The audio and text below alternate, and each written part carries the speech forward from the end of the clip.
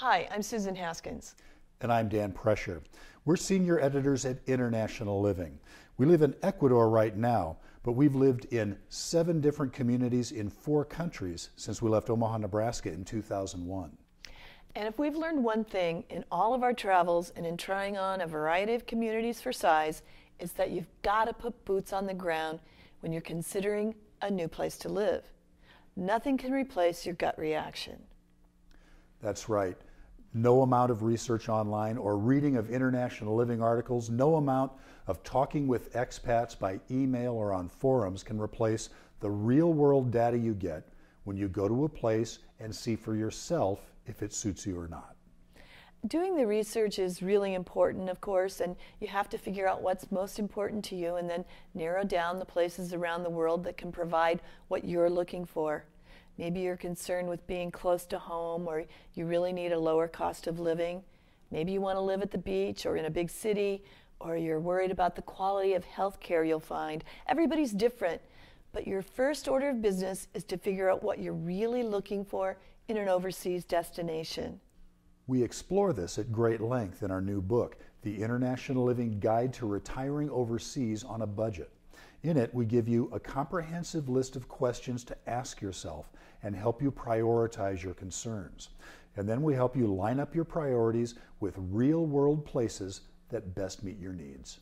But when it comes down to it, it's the on the ground that's so important. Before you decide to pick up everything and move somewhere, you have to visit. So here's what we suggest.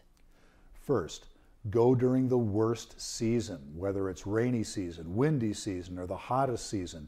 Plan a trip to your proposed destination during the worst time of year weather-wise, normally referred to as low season. If you like what you find, you can be pretty certain you'll like it even more during its high or fair weather season. Next, source the right kind of accommodation for your stay. Ideally, you'll try a place out for a couple of weeks at a minimum, or even better, a month or 2 or 3. And to do this, you'll want to stay in an apartment or a house to get a better feel for what life in a place is like as an expat and not as a tourist. This can be much more affordable too, as you'll have space to cook your own meals and you'll discover all kinds of things when you're out shopping. So this is a great way to test drive the expat life. Depending where you're going, you may find good rental listings on sites like Airbnb.com, VRBO.com, HomeAway.com, but keep in mind that these are typically vacation rental listings and they won't usually reflect the lower price you'll often pay for a longer-term rental. You can ask owners on these sites, though, if they'd be willing to do a lower-cost, longer-term deal. Some may. You'll probably find even better options once you're there. That's right, boots on the ground. You may want to simply rent a place or even stay in a B&B, hostel, or hotel for a few days while you look for your ideal longer-term place to stay. Before you go, you can try getting on expat forums and local Facebook pages and ask advice from expats who already live there. But once you're on the ground, pound the pavement. Go to expat hangouts, check out the bulletin boards, read the local newspapers and Craigslist, hire a local translator or facilitator to help with your search if need be. And remember, the reason you're there is to do a gut check. And believe me, your gut can change, especially as you get older.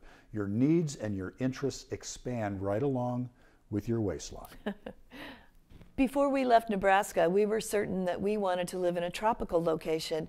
We wanted it to be relatively close to the U.S., and cost of living was important, and it still is. But far more important to us today is convenient access to quality and affordable medical care. Over a decade ago, when we were in our mid-40s, we didn't think much about that. Point is, and we discuss this at great length in the book I mentioned, you have to do the work ahead of time to profile yourself and figure out what you really want and what you're willing to compromise on.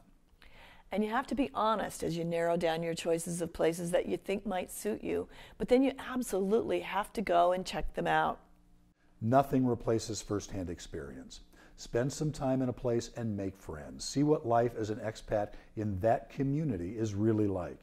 You may find it's just what you expected, and you may not, but you have to go where your gut says you'll be happy.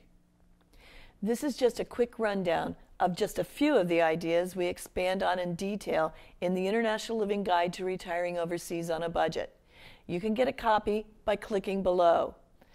Inside, we've included all the lessons we've learned in the more than 12 years that we've lived overseas. Some of it's been hard-won, of course, as you can imagine, but the idea in writing this book was to share our insights and recommendations to help you find the place that's right for you, and to do that as quickly, easily, and painlessly as possible.